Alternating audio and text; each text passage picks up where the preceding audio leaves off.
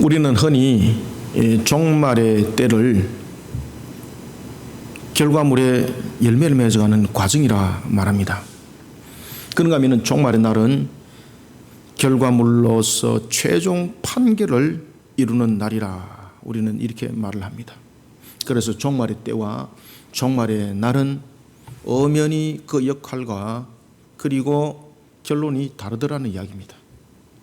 지금 우리는 종말의 날을 살아가는 것이 아니라 종말의 때를 살아가고 있는 우리의 모습들입니다. 이런 것들을 왜 제가 자꾸 구별하자고 말하는가 하면은 종말의 날을 살아가고 있습니다 라는 것을 종말의 때와 같이 묶어버리니까 우리가 지금 어떤 상황 속에 놓여 있는지 분별력을 사람들이 가지지 못하더라는 것입니다. 그래서 이것을 조금 더 세부적인 측면에서 종말의 때와 종말의 날을 우리는 분명히 구별해서 좀 볼 필요가 있다. 이래서 제가 종말의 때와 종말의 날을 계속해서 구별지어서 강조를 하고 있습니다. 특히 일곱째 나팔장이 불려지는 그날을 우리는 종말의 때와 종말의 날이 함께 겹쳐져 최종 결론을 맺는 날이라고 우리는 말합니다. 왜냐하면 일곱 번째 나팔이 불려지는 그날에 바로 대집장이 함께 시작되기 때문입니다. 일곱 번째 나팔이 불려지는 그러한 대재앙 속에 요한계시록에서는 그 일곱 번째 나팔을 셋째 화라고 부를 만큼 강력한 재앙이 일어나는 그때에 예리한 낫이 등장하게 된다는 것을 우리에게 계시해 주고 있습니다. 이 예리한 낫에 의해서 두 가지 수확물이 구별되는 것을 우리는 요한계시록 14장을 통해서 발견하게 됩니다. 예수 구세주로 믿고 따르는 자에게는 예리한 낫이 추수의 결실을 거두는 농부의 낫이 되었습니다. 동시에 이 예리한 낫은 자신의 영광을 위해서 살아왔던 그런 가짜인 쭉정이, 그 쭉정이를 거두어 드리는 진노가 함께하는 예리한 낫은 또한 심판의 낫이기도 했습니다. 따라서 이 예리한 낫은 첫 번째는 농부의 낫이 되었고 두 번째는 심판자의 낫이 되었습니다. 우리는 낫 그러면은 베는 것을 낫이라 그러잖아요. 종말은 바로 이와 같이 낫을 들고 추수를 하기 위해서 베는 것과 같은 날이다라는 겁니다. 사랑하는 성도 여러분, 저와 여러분들은 이제 얼마 남지 않은 이 종말의 때를 우리는 살아가고 있습니다. 종말은 자연적인 현상이나 어떤 환경에 의해서 오는 것이 아닙니다. 물론 우리가 인간이 범하였던 많은 자연적인 파괴로 인하여서 우리에게 돌아오는 결론이 있는데 그것은 종말과 연결되지 않습니다. 종말은 하나님의 절대적 주권에 의한 예언의 말씀, 그 성취가 바로 종말인 것입니다. 왜냐하면 종말에는 하나님의 목적이 있기 때문입니다. 우리가 만약에 자연적인 현상을 통해서 종말이 일어난다면 종말은 하나님의 어떤 결론에 의해서 하나님이 원하는 것을 통해서 종말은 오는 것이 아닙니다. 진화적인 측면에서 오는 것입니다. 그러나 종말은 이미 아담이 죄를 범했을 때에 하나님께서 그 종말이 어떻게 올 것인지 창세기 3장 15절에서 이미 계시해 주셨습니다. 그리고 그 언약의 말씀에 대한 결정적 사건이 이 땅에 펼쳐지게 되는데 그것이 바로 예수님께서 십자가에서 죽으심이었습니다. 그 십자가에서 죽으심은 단순한 육신의 죽으심이 아니었고 우리의 죄를 대속하는 제물로서의 죽으심이었습니다. 예수님의 죽으심은 대사건을 유발시킵니다. 예수님께서 이루신 십자가 사건은 종말의 성취를 이루는 바로 두루마리의 인을 떼는 첫 번째 인을 떼는 사건이 되었습니다. 사랑하는 성도 여러분, 종말은 우리에게 두 가지를 말하고 있습니다. 하나는 창조 회복이라는 예언의 성취의 열매를 말하고 있습니다. 그러니 종말은 하나님의 계획 속에 오는 겁니다.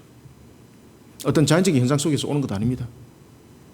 이 종말은 두 가지 의미를 갖고 있는데, 첫 번째는 종말은 하나님께서 우리에게 계시해 주셨고 또한 예언해 주셨던 것처럼 창조 회복을 우리에게 말하고 있습니다.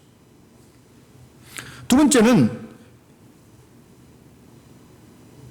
오늘 우리가 본문에도 등장하고 있습니다만은, 그리고 창세기 3장 15절에도 이미 우리에게 말씀을 주셨던 것처럼 바로 종말은 마귀를 향한 심판의 예언의 성취인 것입니다. 그렇기 때문에 종말은 하나님의 계획함 속의 결론인 것입니다. 따라서 종말에는 예리한 낫이 두 가지 모습으로 등장할 수밖에 없는 거예요. 하나는 창조 회복의 모습으로, 하나는 심판의 모습으로 나타난다라는 사실입니다.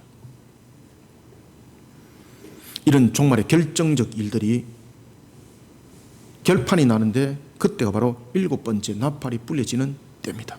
그래서 요한계시록에서는 그것을 세 번째 화라고 말하고 있고, 그리고 7번째 나팔장이 마귀의 세력에 갖다 부어지는 대접장으로 함께 연결되어지고 있는 것입니다. 우리는 이러한 예리한 낫이 휘둘러질 7번째 나팔장이 불려지기까지 영적 흑암 시대를 살아가고 있는 우리는 이 예리한 낫에 의한 두 결실에 대해 어떤 정인의 모습들로 우리는 썸을 받아야 될 것인가 라는 것입니다. 분명히 저와 여러분들은 이 땅에 두신 하나님의 목적이 있습니다. 웨스트민스터 대의의 문답, 소리 문답에서도 하나님께서 사람을 창조하신 목적이 무엇인지를 명확하게 우리에게 설명해 주고 있습니다. 그것은 하나님의 영광을 위해서입니다. 하나님께서 요한계시록을 통해서 계시해 주실 때에 7번째 인회장과 7의 인회장과 7의 나팔장과 7의 대접장은 그 재앙마다 나타나는 성격들이, 그리고 그 재앙을 통해서 하나님께서 이루고자 하는 그 뜻이 명확했습니다. 이러한 때에 우리는 7 나팔장이 임하게 될 그때에 예리한 낫에 의하여서 사역을 감당하는 자들이 되어야 되는 것입니다. 우리는 이러한 시대, 정말로 영적 흑암이 전체를 뒤어덮듯이 우리의 모든 영적 부분들과 삶들조차도 뒤엎어버리고 있는 이 시대 위에 우리는 어떤 예리한 낫의 두 결실에 대한 증인이 되어야 될까요? 먼저 우리가 14절 한번 읽어봅시다. 14장 14절을 함께 읽습니다. 시작. 또 내가 보니 흰 구름이 있고 구름 위에 인자와 같은 이가 앉으셨는데 그 머리에는 검멸관이 있고 그 손에는 예리한 낫을 가졌더라. 아멘. 이미 주보에도 예고했던 것처럼 9월 달에는 계속해서 요한계시록이 지금까지 설교되지 아니했던 것을 가지고 이제 설교를 할 겁니다. 요한계시록에 관한 부분들은 제가 대부분 다 거의 다 아마 설교를 다 한 것 같아요. 그래서 빠진 것만 설교를 하도록 그렇게 하겠습니다. 자, 먼저 우리가 예리한 낫의 두 결실에 대해서 우리는 어떤 증인이 되어야 될까? 이 시대 위에 하나님은 어떤 목적으로 우리를 남겨두었을까라는 것을 여러분들은 이 시대를 통해서 음성을 들어야 합니다. 여러분들 지금 온 인류에 보면은, 온 지구에 보면은, 미국도 이름을 잘 보시면은 아십니다만은 마치 대낮이 불과 같은 그런 속에 놓이는 주가 있습니다. 지금 지구의 첫째 곳곳에 일어나는 것을 여러분 어떤 엘니노 현상 또는 지구의 대기후에 대한 변화 뭐 이런 부분들로 자연적인 현상들로서 여러분 그 내용들을 보시면 안 됩니다. 이 속에서 우리는 종말에 관한 하나님의 음성을 명확하게 들으셔야 됩니다. 종말에 관한 하나님의 음성을 듣지 못하니까 엉뚱한 짓들을 하고 있는 겁니다. 먼저 우리는 14절부터 16절을 통해서 첫 번째 하나님의 택한 백성을 불러 모으라는 주님의 명령에 대해 공의의 예리한 낫의 말씀, 이 예리함은 공의를 밑바탕으로 하고 있습니다. 공의의 예리한 낫의 말씀으로 자신에게 주어진 직무입니다. 자신에게 주어진 직무를 충실히 수행해야 됩니다. 오늘 여러분들 본문에 보시면 천사가 등장하는데 이 천사가 지금 어떤 일을 합니까? 자기에게 주어진 일에 대해서 충실히 모든 것들을 수행을 다 하고 있습니다. 따라서 우리는 이 종말의 때에 주님의 택한 백성을 불러 모으라는 주님의 명령에 대해서 우리는 공의의 예리한 낫의 말씀으로 자신에게 주어진 직무를 충실하게 수행하여 알곡의 결실을 맺어가는 정인이 되어야 합니다. 7 나팔이 불려집니다. 그리고 하나님께서는 요한에게 7째 나팔장이 가져올 것이 무엇인지 2가지를 계시합니다.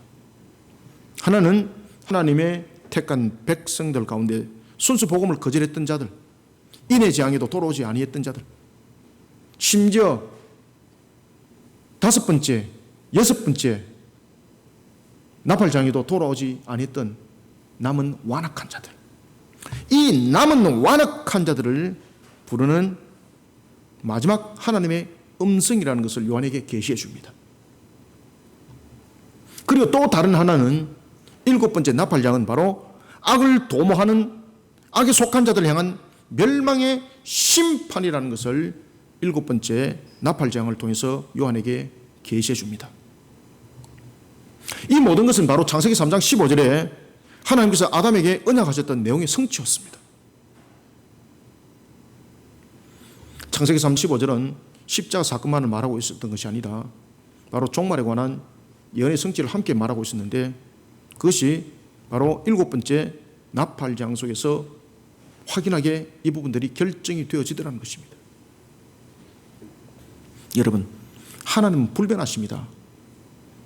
아담과 언약을 했던 것이 수많은 세월을 흘러왔을지라도 하나님은 불변하십니다. 하나님은 시간 안에 존재하지 않습니다. 그렇지만은 시간 안에 함께 하십니다. 하나님은 시간의 다스림을 받는 존재자가 아닙니다. 그렇기 때문에 하나님은 약속하신 것에 대해서는 항상 현재형을 가지고 있습니다. 우리는 시간이 지난 것을 과거라고 말하지만 하나님의 관점 안에서는, 하나님 안에서는 항상 현재형입니다. 이런 불변하신 하나님께 세우신 언약은 불변합니다. 그리고 그 언약은 틀림없이, 그리고 반드시 이루시는 것이 하나님의 계획이고 결론입니다. 하나님은 요한에게 그것을 지금 계시해주고 있는 겁니다. 왜 하나님께서 여러분들 창세기부터 요한계시록까지 말씀을 줬을까? 여러분들요, 틀림없다는 겁니다. 창세기부터 요한계시록까지 여러분 성경을 한번 보십시오. 창세기부터 요한계시록이 시대적인 측면에서 그 내용들은 달라졌지만은 시대적인 측면에서 동일하게 언약을 말씀하시고 변함없는 불변하신 하나님의 성취를 성경은 계속해서 증명해주고 있습니다. 만약에 하나님이 우리처럼 불완전한 인간성을 가진 존재라면 하나님의 언약은 언제든지 삐끗할 수밖에 없는 내용들을 담고 있습니다. 저와 이런 보십시오. 어저께 기분 좋았다가 오늘 기분 나쁘면은 그냥 엎어버리잖아요.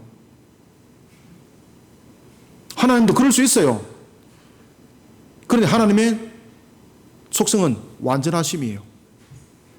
그 불변하심이, 영원 불변하심이, 그 무한하심이 완전하심이에요. 그래서 하나님께서 언약하신 것은, 창세기에서 언약하시면 요한계시록까지 가는 거예요.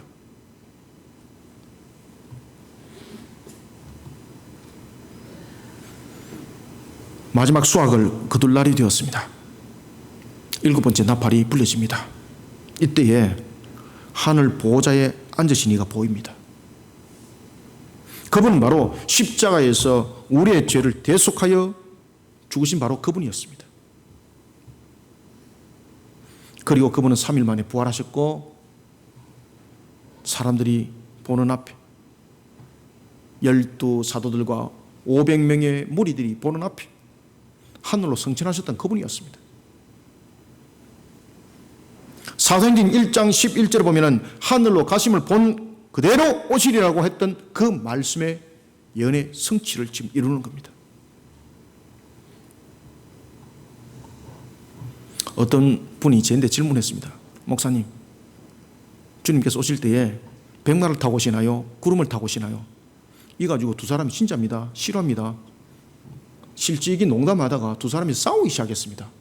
왜 그런가 하면 자존심이 상한다는 거죠. 왜? 자기 말이 틀린 것에 대해서 인정하지 못하는 것에 대해서 자존심이 상한 거예요. 그래서 제가 두 분에게 이렇게 말씀하셨습니다. 누구의 말이 맞다고 생각하십니까? 두 분의 말씀이 다 맞습니다. 그런데 그 의미는 전부 다 상징적 의미를 담고 그렇게 표현했을 뿐입니다. 틀림없이 분명히 그리고 확인하게 오신다는 것을 우리에게 보여주는 측면에서의 상징적 요소입니다. 여러분, 사도행전 1장 11절에 보면은 하늘로 가신 그분이 본 그대로 오신다고 했습니다.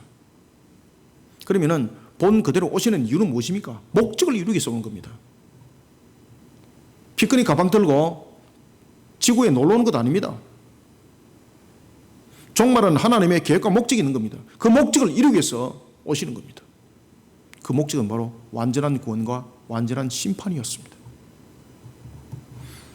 그런 그분의 모습을 하나님은 계시록을 통해서 계시해 줍니다. 요한에게 계시해 준 것은 곧 우리에게 동일하게 계시해 주고 있는 하나님의 음성이기도 합니다. 머리에 금면류관을 썼습니다. 여러분들 금면류관이 무엇을 상징합니까? 완전한 성리를 상징합니다. 금은 무엇을 상징합니까? 불순물이 없는 상태입니다. 완전한 성리, 성리인데 그냥 성리가 아니라 완전한 성리가 바로 금면류관을 상징을 하고 있는 겁니다. 완전하신 그분이 악을 완전하게 멸하러 온다는 이야기입니다. 바로 금면류관이. 그분이 무엇을 들고 있습니까? 예리한 낫을 들고 있는 거예요. 금면류관을 쓰고 예리한 낫을 가지신 그 주님께서 명령을 내리고 있습니다. 누구에게? 천사에게 명령을 내리고 있습니다. 여러분, 낫은 두 가지의 성격을 가지고 있습니다. 성경에 보면은 신명기 16장 9절에 보면은 낫은 곡식을 거두는 도구로 사용됩니다. 그런가 하면은 반면에 요엘서 3장 13절에 보면은 낫은 심판을 단행하는 도구로 사용되어집니다. 이런 낫이 예리하다는 것은 무슨 뜻입니까? 이런 낫이 예리하다는 것은 두 가지 성격을 가지는데 하나는 신속하다는 것이고 두 번째는 아주 중요한 것입니다. 예리하다는 것은 벨 때에 정확하게 벨 수 있는 공의가 밑바탕이 된다는 겁니다. 다시 말씀드리면 이 예리한 낫이라는 것은 바로 하늘 보좌와 인자 그리고 통치와 승리를 상징하는 금면류관과 연결되는 겁니다. 만약 이것이 하늘 보좌와 인자 그리고 통치와 승리를 상징하는 금면류관과 연결되지 못하면 이 예리한 낫은 그냥 단순하게 신속하게 배는 기능적인 측면의 예리한 낫으로밖에 성립이 되지 않습니다. 아시겠습니까? 이 예리한 낫이 무엇으로 함께 연결되고 있는가 하면 바로 하늘 보좌와 연결되고 있고 인자와 연결되고 있고 금면류관과 연결되어 있습니다. 그러면 하늘, 인자, 금면류관 이 부분에서 공통적으로 나타나는 것이 무엇인가 하면 낫이 심판으로 작용할 때 무엇으로 작용하겠습니까? 편견과 판단이 아닙니다. 바로 공의입니다. 공의. 그래서 여기서 예리한 낫은 두 가지 성격 가운데서 첫 번째는 바로 하나님의 공의를 담아내고 있다. 편견과 판단이 개입되지 아니한 내 기분에 따라서 이렇게 하고 저렇게 하는 그런 편견과 판단이 아니라 공의라는 겁니다. 바로 심판은 공의를 담고 있다는 것입니다. 그래서 예리한 낫이에요. 그런가 하면 두 번째는 예리한 낫은 지팽을 말하고 있습니다. 그런데 이 지팽이 그냥 단순한 지팽이 아니라 예리하다는 것은 신속하게 배는 데 있어서 실패함이 없다는 거예요. 다시 말하면 완전한 성리를 함께 상징하고 있습니다. 이 두 가지는 바로 예언의 성취였던 것이었습니다. 이런 낫의 직무를 누가 지금 감당하고 있습니까? 여기에 대해서 주목하셔야 됩니다. 천사는 우리가 민수기와 그리고 시편에 보면은 하나님의 뜻을 이루고 하나님의 계획을 수행하는 위치에 있는 직분자입니다. 민수기 22장 22절과 그리고 시편 103편 20절에 보면은 천사는 바로 하나님의 뜻을 이루고 하나님의 계획을 수행하는 위치에 있는 자입니다. 민수기도 이름을 보시면 아십니다만은 당나귀 앞에 섰던 바로 군대 장관, 하나님의 직무를 수행하는 역할이죠. 그렇죠? 여러분이 잘 아시는 발람 사건, 그 앞에 나타났던 불칼을 들고 섰던 바로 천사, 하나님의 뜻을 이루고 하나님의 계획을 수행하는 위치에 있는 바로 직분자. 그거 바로 천사였습니다. 요한계시록 14장 15절과 16절은 이렇게 말합니다. 땅의 곡식이 다 익어 거둘 때가 되었습니다. 여러분, 한 천사가 자신에게 주어진 직무를 예리한 낫에 맞게 충실히 지금 그 직무를 감당하고 있습니다. 지금 여러분들 예리한 낫이 집행이 되도록 예리한 낫의 집행은 분명히 심판자가 하십니다. 그런데 이 예리한 낫이 심판을 가하도록 때가 되었음을 알리는 역할은 천사였습니다. 그때 천사가 무엇으로 판단하겠습니까? 예리한 낫의 말씀으로 예리한 판단, 다시 말하면 공의로 판단하는 겁니다.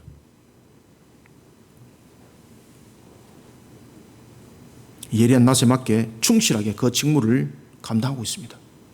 하나님께서 천사를 만드신 목적, 그리고 천사를 보낸 그 목적을 천사가 이루고 있는 겁니다. 어떻게? 바로 충실하게 말입니다. 충실하게. 우리는 이때에, 지금 이 시대에 주님께서 우리를 이곳에 두셨습니다. 팔자 한탄하지 마시고, 신세 한탄하지 마시고요. 주님께서 나를 이 땅에 둔 목적과 이유를 확인하게 보시기 바랍니다. 너무 매스미디어에 지배를 당하다 보니까 주님의 음성을 듣지 못하는 거예요. 그러다 보니까 팔자만 한탄하고 있고 신세만 한탄하고 있고, 자신을 이 땅에 두신 목적을 여러분 반드시 기억하시길 바랍니다. 그 어느 누구도 하나님께서 심지어 풀 한 포기도 이 땅에 거주둔 이유 없습니다. 다 목적을 두고 이 땅에 둔 것입니다. 천사를 보냈습니다. 천사가 뭐 됐습니까? 자신의 권위 노렸습니까? 자신의 신세 팔자 타령하고 있었습니까? 그가 했던 내용은 바로 예리한 낫이 정확하게 휘둘려지도록 그는 그 예리한 낫에 걸맞는 예리한 낫의 직무를 감당하고 있었습니다. 어떻게? 충실히 말입니다. 이것이 이 땅에 두어진 저와 여러분들의 모습이 되어야 되는 겁니다. 그는 직무를 충실히 감당하면서 이렇게 말합니다. 당신의 낫을 휘둘러 거두소서. 무엇이 익었다? 땅의 곡식이 다 익었습니다. 직무를 충분히 감당했다는 이야기죠. 곡식이 다 익었다는 것은 골고루 대충 본 것이 아니라 골고루 모든 것을 확인 다 했다는 이야기예요. 여러분들, 대충 보고 대충 됐습니다, 이거 아닙니다. 확연하게 확실히 일일이 모든 것을 다 감찰했다는 겁니다. 그 기준이 무엇입니까? 예리한 낫의 말씀입니다. 바로 공의의 말씀입니다. 14절부터 16절을 한번 읽어봅니다. 시작. 또 내가 보니 흰 구름이 있고 구름 위에 인자와 같은 이가 앉으셨는데 그 머리에는 금면류관이 있고 그 손에는 예리한 낫을 가졌더라. 또 다른 천사가 성전으로부터 나와 구름 위에 앉은 이를 향하여 큰 음성으로 외쳐 이르되 당신의 낫을 휘둘러 거두소서. 땅의 곡식이 다 익어 거둘 때가 이르렀음이니이다 하니 구름 위에 앉으신 이가 낫을 땅에 휘두르매 땅의 곡식이 거두어지니라. 아멘. 7번째 나팔장이 바로 이런 결론 속에서 끝난다는 이야기입니다. 사랑하는 성도 여러분, 7번째 나팔이 불려졌을 때 계시된 그 말씀이 오늘의 우리를 지금 향하고 있습니다. 하나님의 택한 백성을 불러 모으라는 주님의 명령에 대해서 우리는 그 직무를 어떻게 수행해야 될까요, 여러분들? 오늘 본문에 나타나고 있는 한 천사처럼 그 사명을 감당하는 자들이 되어야 합니다. 그냥 감당하는 것이 아니라 하나님의 공의의 말씀으로 우리는 선포자가 되어야 되는 것이고, 공의의 말씀의 선포를 통해서 하나님의 택한 백성들이 불러 모아지는 수확이 거두어질 수 있도록 그 사역을 충실하게 감당할 때 하늘의 음성이 들려지는 겁니다. 그 수가 찼을 때 하늘에 스스로 그 음성이 들리기 시작하는 겁니다. 때가 되었습니다. 땅의 곡식을 거둘 때가 되었습니다. 수행하는 그 직무에 만약에 하나님의 공의를 잃어버린다면 직무 수행의 권세는 사라집니다. 공의의 예리한 낫의 말씀으로 하나님의 결실을 맺어야 합니다.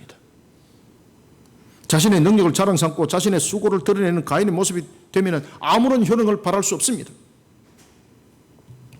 하나님의 택한 백성을 불러 모으라는 주님의 명령에 대해서 하나님의 공의의 예리한 낫의 말씀으로 우리는 일어서는 자가 되어야 합니다. 그리고 자신에게 주어진 직무에 충실해야 됩니다.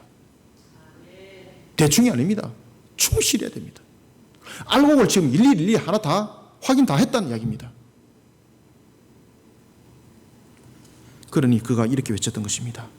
당신의 낫을 휘둘러소서. 땅의 곡식이 어떻다? 다 익었다라는 것은 확인 다 했습니다. 이 말입니다. 확인 다 했습니다. 사랑하는 성도 여러분, 오늘도 택한 백성을 이 땅에 우리를 먼저 두셨습니다. 그리고 남은 자들을 불러 모으는 측면에서 우리를 두셨습니다. 우리는 오늘 본문에 나타나고 있는 한 천사처럼 공의의 예리한 낫의 말씀으로 주님께서 명하신 사명을 오늘 한 천사처럼 충실히 감당하며 예리한 낫의 두 결실에 쓰임받는 정인들이 다 되시기를 소원합니다. 그 다음에는 두 번째 17절 한번 읽어봅시다. 시작. 또 다른 천사가 하늘에 있는 성전에서 나오는데 역시 예리한 낫을 가졌더라. 아멘. 여러분들 17절에서 또 다른 천사와 18절에서 불을 다스리는 천사는 같을까요? 다를까요? 다릅니다. 오늘 우리는 두 번째 천사 역할을 기억하셔야 됩니다. 지금 14절에서 20절까지는 세 천사가 등장하는데 한 천사는 그리스도를 말하고 있습니다.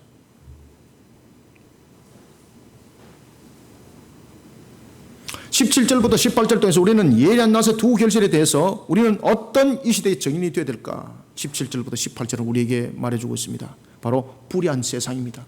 불의한 세상을 향한 하나님의 심판을 전가하는 공의의 예리한 낫의 말씀입니다. 그 예리한 낫의 말씀으로 시대의 결실을 맺어가는 등불의 정인들이 되시길 바랍니다. 등불이 되어야 됩니다. 등불이. 심판의 말씀으로, 등불의 말씀으로 우리는 이 시대를 밝혀 나가야 하는 것입니다. 일곱 번째, 나팔에 의해서 단행될 공의의 예리한 낫이 가지는 두 결실에 대해 하나님은 계시합니다. 이때 공의의 예리한 낫이 휘둘리지는 모습이 두 모습으로 계시됩니다. 첫 번째는 택한 백성을 불러 모으는 결실의 모습인데, 그때의 주님의 모습은 인자였고 하늘 보호자였고 머리에는 금면류관을 쓰고 있었습니다. 그런데 두 번째 모습을 보십시오. 두 번째 모습을 보면은 그 모습들이 전부 다 사라집니다. 이것은 무엇을 말하고 있습니까? 두 번째 모습은 바로 진노의 모습으로 나타났다는 뜻입니다. 진노의 모습으로. 그래서 오늘 본문의 17절은 바로 그 내용을 말하고 있는 겁니다. 그리고 18절에 그 내용들을 우리에게 설명해 주고 있는 겁니다. 또 다른 천사가 하늘에 있는 성전에서 나왔습니다. 역시 예리한 낫을 가졌다 그랬습니다. 아시겠습니까? 그럼 여기서 17절에서 이 또 다른 천사는 바로 누군가 하면은 14절의 모습을 지워버린 주님의 모습인 거예요. 진노의 모습으로 지금 놓은 겁니다. 진노의 모습으로.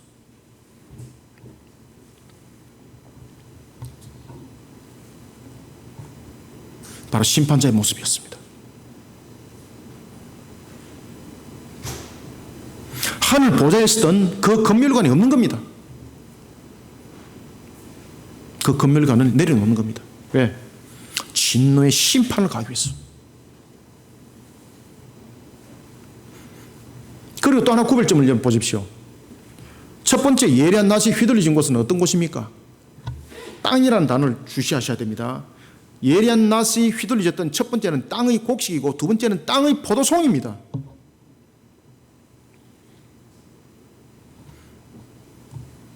여기서 우리는 천사의 정체부터 일단 한번 구별해 봅시다. 17절에 보면은 또 다른 천사는 하나님의 명령을 따라서 직무를 수행하는 보좌관이 아닙니다. 17절에 또 다른 천사는 방금 제가 여러분들에게 말씀드렸던 것은 바로 주님의 공의 모습을 담고 있는 겁니다. 어떤 공의 모습? 심판자의 공의 모습을 담고 있는 겁니다. 불신자를 향한 단호한 심판을 단행한다는 그 모습을 담고 있는 겁니다. 용서가 없다라는 그 내용을 담고 있는 겁니다. 반면에 18절의 다른 천사는 15절의 또 다른 천사처럼 하나님의 명령을 수행하는 천사입니다. 이 천사가 어디로부터 나옵니까? 그렇죠. 주님은 성전에서 나오고 직무를 수행하는 천사는 지금 재단에서 나왔어요. 그죠? 근데 요한계시록은 절대 어렵지 않습니다. 이런 부분들 자꾸 어렵게 보고 이상하게 해석하니까 복잡다단한 모습들이 등장하는 겁니다. 여러분들, 이 본문에 등장하고 있는 이 천사가 왜 재단으로부터 나왔다 그랬을까요?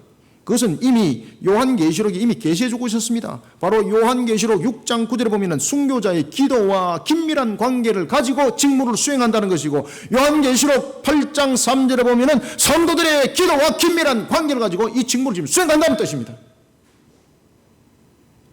그래서 하나님께서는 지금 이 완악한 시대를 단순하게 지나가지 않는다는 것입니다. 이 속에 우리의 기도를 들으신다는 겁니다. 순교자의 기도를 들으실 뿐만 아니라 성도의 기도를 들으시고 단행했던 것처럼 우리의 기도를 하나님은 들으시고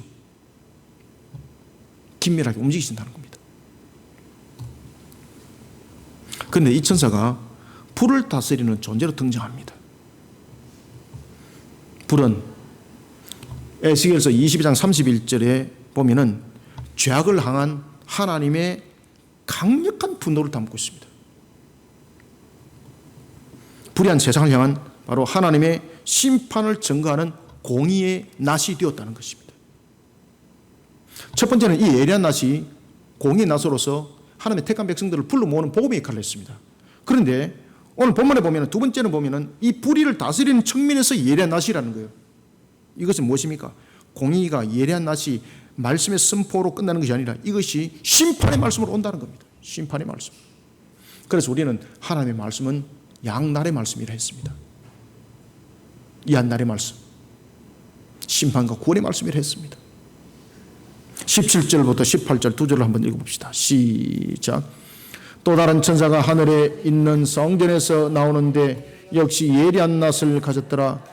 또 불을 다스리는 다른 천사가 제단으로부터 나와 예리한 낫 가진 자를 향하여 큰 음성으로 불러 이르되 내 예리한 낫을 휘둘러 땅에 포도송이를 거두라. 그 포도가 익었느니라 하더라. 아멘. 여러분, 낫이 예리하다는 것은 그 집행이 신속하다는 것입니다. 실수가 없다는 겁니다. 천사는 증거합니다. 예리한 낫을 휘둘러 무엇을 거두라고요? 앞에서는 보면은 땅에 곡식을 거두라 그랬는데 지금 여기서는 무엇을 거두라고 말하고 있습니까? 그렇죠.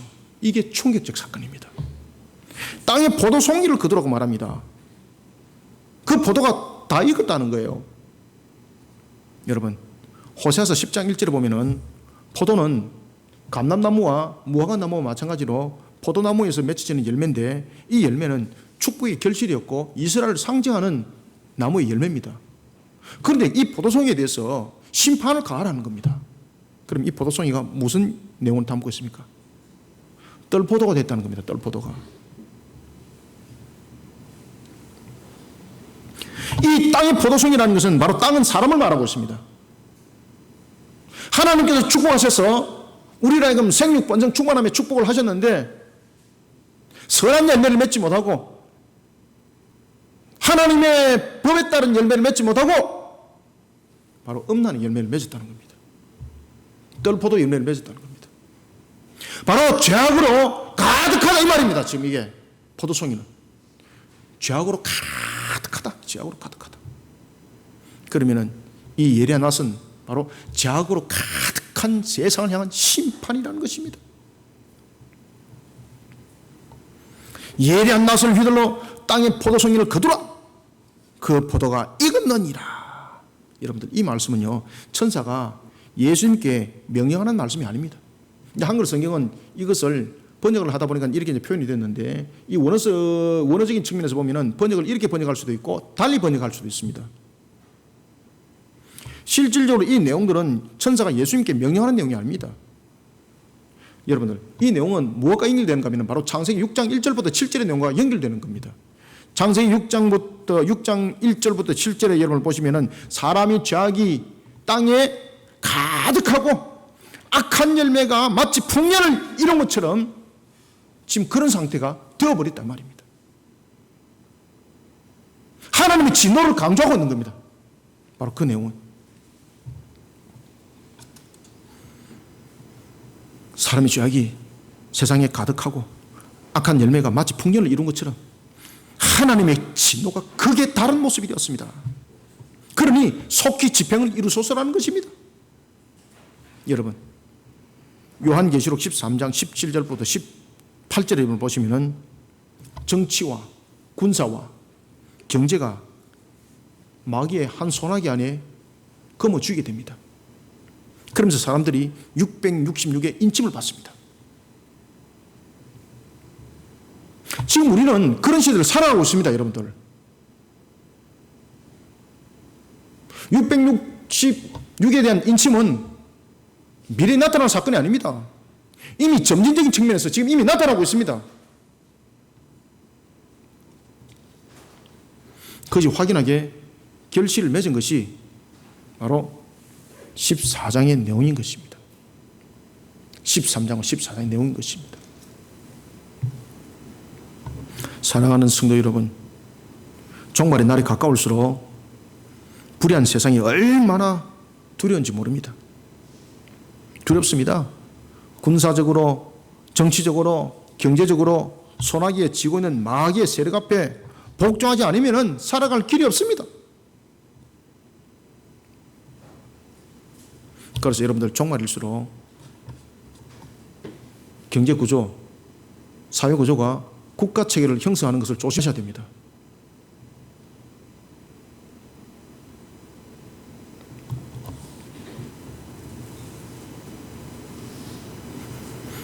우리는 이런 시대 앞에 우리는 18절의 천사처럼 신앙의 양심을 잃어버린 어떤 속에도 신앙의 양심을 찾아볼 수 없는 이 시대를 향해서 우리는 공의의 예리한 검의 말씀으로 그들을 찔러야 합니다.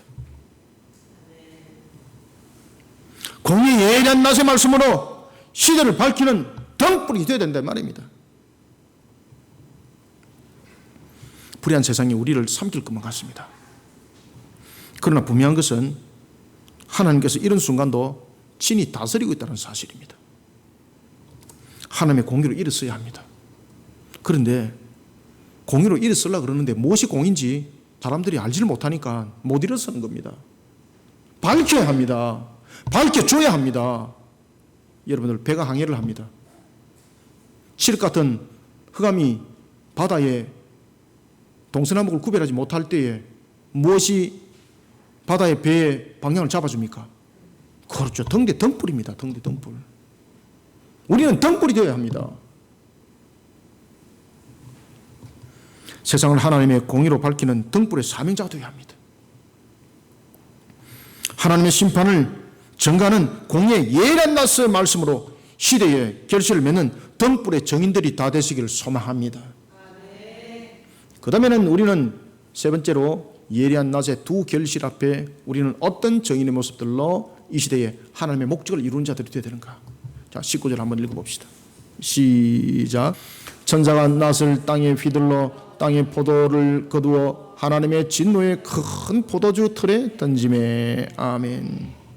두 번째는요, 19절부터 20절 마지막으로 세상은 지금 현재 세상을 돌아보십시오. 가장 공통된 것이 뭔가 하면 흑백의 진영의 논리로 모든 세계가 그 나라들이 싸우고 있습니다. 자기들끼리도 흑백의 진영의 논리로. 흑백의 논리 속에 공의가 있는 것이 아니라 진영의 논리입니다.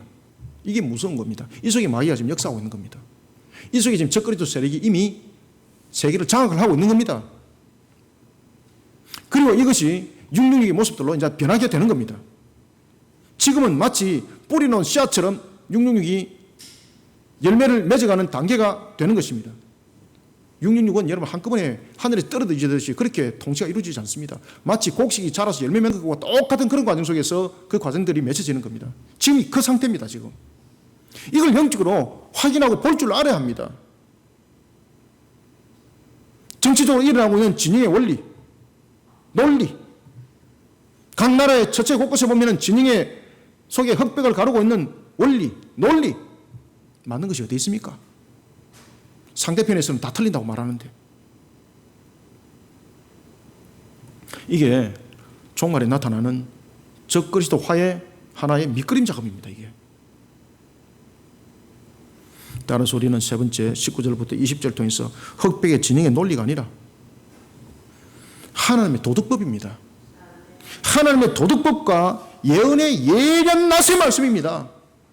하나님의 도덕법과 그리고 예언의 예리한 십자의 말씀은 썩은 열매를 맺지 않습니다. 흑백의 진영의 논리는 썩은 열매를 맺어서 함께 난조에 다 죽는 겁니다. 그것이 적그리스도가 뿌려놓은 666입니다. 흑백의 진영의 논리가 아니라 하나님의 도덕법과 예리한 예언의 말씀, 예리한 예언의 낫의 말씀으로 썩은 열매가 아니라 종말의 때를 이끌어가는 결실의 열매를 세상에서 맺어가는 정인들이 다 되시길 바랍니다. 공의 예리한 낫에 의해 두 결실의 추수가 이루어집니다. 공의 예리한 낫이 한쪽에서는 곡식에 대한 추수의 결실을 맺습니다. 그리고 다른 쪽에서는 죄가 절정을 이루고 있는 그런 죄악의 큰 포도송이를 형성하고 있는 죄악을 추수를 합니다. 여기에 대해서 여러분들 마태복음과 그 누가복음이 이미 우리에게 계시해주고 있었습니다. 마태복음 3장 13절과 그리고 누가복음 3장 17절은 정언하고 있습니다. 알곡은 거두어 어디에 둔다고 말입니까? 곡간에 두고, 쭉정이는 거두어서 어디에 둔다고 말하고 있습니까? 불에 태워진다고 말하고 있습니다. 지금 그 예언의 성취입니다. 예리한 낫에 의해 땅의 것이 추수됩니다. 여러분들, 흙을 말하는 땅은 창세기 2장 7절에 보면은 바로 사람입니다. 그래서 모든 것을 연결해 보셔야 됩니다. 다시 말씀드리면은 땅의 곡식에 해당하는 죄사함을 받은 구원의 백성은 요한계시록 21장 1절 새하늘과 새 땅이 곡간, 바로 성 안에 거하게 된다는 겁니다. 이 예언의 말씀은. 반면에 죄악이 가득한 땅의 포도송이, 레위기 14장 40절에 보면은 성 밖은 바로 저주를 상징하고 있습니다. 그게 던짐을 당한다는 겁니다. 결실의 열매가 하나는 성 안의 곳간에 두어지고, 그리고 다른 하나는 성 밖에서 뚜렷한 모습으로 구별됩니다. 특히 성 밖에 던지짐을 당한 땅의 포도송이를 한번 보십시오. 진노의 극심한 심판 가운데 놓여지게 됩니다. 이것을 두 가지로 표현하고 있는데, 포도주 털을 통해서 짓밟아 버린다는 것이고, 또한 두 번째는 그 피가 말굴레까지 닿았고 1600 스타디온에 퍼졌다고 말하고 있습니다. 여러분들, 일반적으로 말굴레는 일반적으로 보면은 땅에서부터, 그 땅바닥에서부터 약 한 1.5m 정도가 말굴레의 높이입니다. 그런가 하면은 1600 스타디온은 그것을 풀이를 계산하게 되면 약 한 300kg가 됩니다. 1.5m 높이에 300kg 되는 피바다가 된다는 거예요. 이것은 무엇을 말하고 있습니까? 이것은 심판에 대한, 종말의 심판에 대한 두 가지 성격을 말하고 있습니다. 첫 번째는 악을 향한 심판이 강력하다는 것을 말하고 있습니다. 강력하다. 그래서 짓밟아 버리는 거예요. 두 번째는 14만 4천처럼 1600 스타디온을 잘 기억을 하셔야 됩니다. 14만 4천이 신약시대와 구약시대에 모든 민족, 모든 족속 가운데 있는 하나님의 구원의 백성들을 상징하고 있는 것처럼 1600 스타디온은 바로 4 곱하기 4 곱하기 10 곱하기 10을 말하고 있습니다. 목사님, 이 시대에 곱하기가 어디 있어요? 여러분 착각하지 마십시오. 이 시대에 이미 곱하기 개념은, 우리가 알고 있는 것처럼 곱하기 개념은 이미 다 있었습니다. 이 시대보다도 400년 전에 이미 피타고라스가 수학에 대해서 정립을 시키고 있었습니다. 철학과 수학의 출발이 피타고라스로부터 이루어지지 않습니까? 그때 여러분 BC 5세기입니다.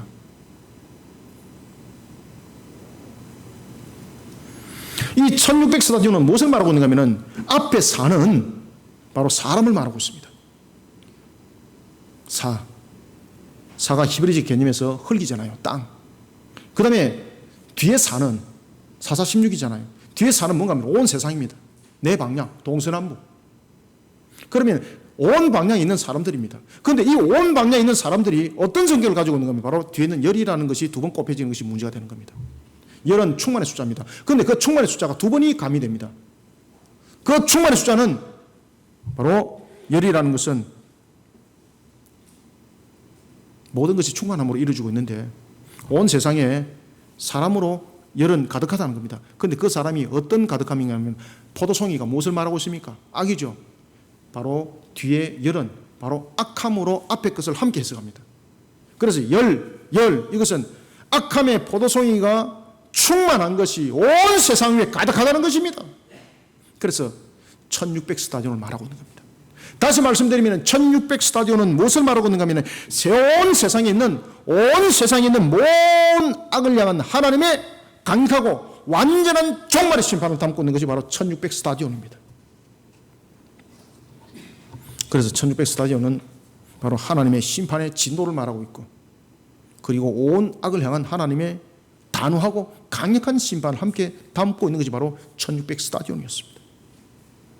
19절부터 20절을 한번 읽어봅시다. 시작. 천사가 낫을 땅에 휘둘러 땅에 포도를 거두어 하나님의 진노의 큰 포도주 틀에 던짐에 성 밖에서 그 틀이 밟히니 틀에서 피가 나서 말 굴레에까지 닿았고 1600 스타디온에 퍼졌더라. 아멘. 여러분, 종말의 추수 때 땅의 곡식과 땅의 포도송이로 갈리는 것은 죄악된 세상의 진영의 논리와 같은 흑백 논리로 갈라지는 것이 아닙니다. 중요한 것은 예리한 낫이 이것을 증명하고 있다는 것을 기억하시길 바랍니다. 이미 요한계시록 20장 13절에도 이미 증거하고 있지 않습니까? 공의의 저울추입니다. 공의의 저울추에 의해서 그 열매의 정체가 드러나게 되는 겁니다. 종말의 때를 살아가고 있는 사랑하는 성도 여러분, 죄악된 세상은 자신의 논리에 맞춰서 진영을 결정합니다. 그 어떤 진영에도 쓰시면 안 됩니다. 그들은 그것을 정의라고 말하지만 그것의 정의는 없었습니다. 그저 진영의 논리에 불과했을 뿐입니다. 지금 이 시대 가장 명확하게 지금 드러나고 있는 것은 적그리스도화 되어가고 있다는 사실입니다. 온 나라가. 영적으로 이것을 꿰뚫어 하십니다. 교회들이 이것을 지금 보지 못하고 있습니다. 개탄에 맞이 아니할 수 없습니다. 썩은 열매가 아니라 종말의 때를 이끌어가는 결실의 열매를 세상에 맺어가는 증인이 되어야 합니다. 무엇으로 말입니까? 하나님의 도덕법입니다. 하나님의 도덕법의 예리한 낫의 말씀으로 세상 가운데 하나님의 공의를 세워야 합니다. 그리고 예수를 구세주로 영접하지 못한 자에게는 죄악의 강력한 심판이 있다라는 예언의 예리한 낫의 말씀으로 그 공의의 말씀으로 우리는 세상을 증거해 나가는 자들이 되어야 합니다.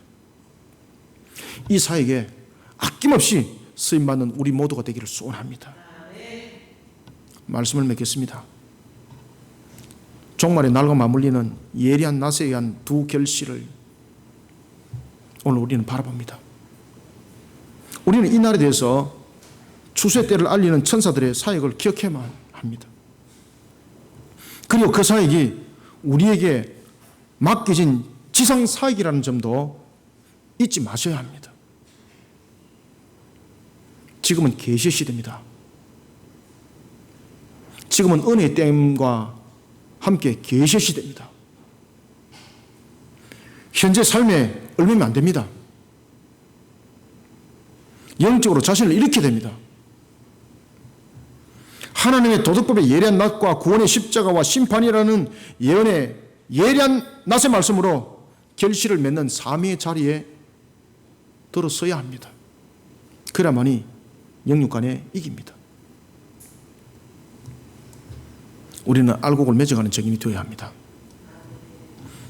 예리한 낫의 말씀으로 시대를 밝히는 등불의 결실을 맺어가는 증인이 되어야 합니다. 영적 흑암 속에 놓여져 있다 보니 동서남북 똥오줌을 구별하지 못하고 있습니다. 그러면서 진영의 논리를 가지고 사람들을 미혹하고 있는 것이 우리나라뿐만 아니라 온 세계에 마치 텍스트 같은 모험이기도 합니다. 이렇게 하면은 정권을 유지할 수 있다. 마치 텍스트에서 답을 주는 것 같습니다. 표준 백과사전과 같은 그런 모습으로 우리에게 다가오고 있습니다. 이런 진영의 논리 속에 빠져 있으면 끝장나는 겁니다. 등불을 밝혀야 합니다. 다른 것으로서는 등불을 밝힐 수가 없습니다. 하나님의 도덕법으로 등불을 밝혀야 합니다. 그래서 십계명이 두 돌판에 새겨진 겁니다. 예수 그리스도의 십자가 구원은 구원만 있는 것이 아니라 심판도 함께 있습니다. 구원과 심판을 함께 증거하는 예리한 낫의 말씀의 증인이 되어야 합니다. 이런 속에 우리는 사명의 길에 쓰임받기를 기뻐하고, 오늘도 이 사명에 나는 어떤 모습으로 세워졌는가를 점검해보는 그런 신앙의 저울추에 자신을 올려놓으시길 바랍니다. 이것이 우리 삶의 본인의 모습입니다. 그리하지 못하면 여러분의 삶들은 세상 속에, 그리고 현실 속에 뒤엉켜져 있어서 자신들이 가지고 있는 신앙은 전부 다 땅바닥에 떨어질 뿐만 아니라 쓰레기통에 버릴 수밖에 없는 그런 신앙이 되어버리는 것입니다. 이 시대 앞에 정신 바짝 차리고 예리한 두 날의 결실을 바라보면서 오늘도 하나님이 주신 사명을 공의의 낫의 말씀으로 충실하게 감당하는 그런 사명의 사역자들로 하나님의 목적을 이루어가는 우리 모두가 되기를 주님의 이름으로 축원합니다. 살아계신 아버지 하나님, 이 시간 하늘의 문을 열어주시고 은혜 담비를 부어주시니 감사합니다. 이 시대에 계시의 말씀을 통하여 우리에게 주신 것처럼 그저 우리에게 지식의 말씀이 아니라 생명의 말씀으로 계시해 주신 것처럼 이 시대 앞에 주님의 뜻을 바르게 조명해 나가는 사명의 성도들이 되기를 소망합니다. 이런 속에 우리가 이 시대를 이겨나갈 수 있도록 복음의 신을 신게 하여 주시고 진리의 띠를 띠게 하여 주시며 의의 흉배를 치고 믿음의 방패를 들고 구원의 둑을 쓰고 성령의 말씀의 금을 들고 오늘도 달려가게 도와주시옵소서. 참으로 완악한 시대 앞에 우리가 등불의 모습이 되지 못하고 어찌 그리스도인이라 말할 수 있고 어찌 주님께서 이 땅에 우리를 두신 목적을 나는 지금 이루고 있다라고 말할 수 있겠습니까? 이 시대 위에 참으로 적그리스도가 이제 뿌려져서 미미한 모습으로 각 나라에서 일어나고 있는 것을 봅니다. 666의 밑거름들이 뿌려지고 있는 것을 봅니다. 이런 것을 영적으로 교회들은 감지하고 하나님의 도덕법과 그리고 또한 예수 그리스도의 구원의 심판의 말씀과 함께 이 시대를 일으켜 세워나가는 사역을 힘있게 이루어가게 도와주시옵소서. 이 사명들을 감당케 하여 우리 거리심교회 2020년 사역 반석 위에 세워진 교회로서 사명사역을 하고 있으니 하나님의 바른 말씀의 반석 위에 예수 그리스도의 보혈의 반석 위에 바른 교리의 반석 위에 우리를 올려 세울 뿐만 아니라 이 사명을 함께 감당하고 있사오니 이 사역이 널리 더욱더 확장되어지게 도와주시옵소서. 주께서 주신 사명사역 속에 우리를 오늘도 이렇게 세워주시고 주신 말씀이 우리 속에 계시되어 마음 반석에 각인되고 새겨지고 이로서는 우리의 삶의 말씀이 되게 하여 주옵소서. 그런가 하면 또한 이 땅을 살아갈 때 우리 성도들의 영육 간의 공감이 생겨서는 아니 되겠사오니 하나님 우리의 모습들 속에 모든 것을 주님의 뜻 가운데 이뤄가기에 부족함이 없도록 하나님의 우리를 충만케 하여 사명사에게 쓰임받게 도와주시옵소서. 오늘도 종이의 입술을 통해 증거된 말씀 이 한나르신 금의 말씀이 되어 혼과 육과 골수를 찔러 쪼개게 하여 주시옵소서. 예수님의 이름으로 기도드립나이다. 아멘.